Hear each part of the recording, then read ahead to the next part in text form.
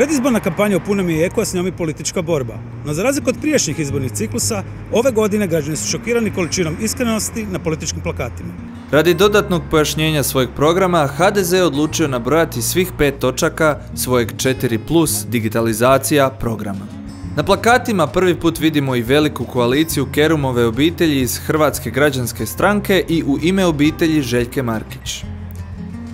SDP u svojoj negativnoj kampanji protiv HDZ-a plaši birače bolnim rezovima onoga što im je najbitnije.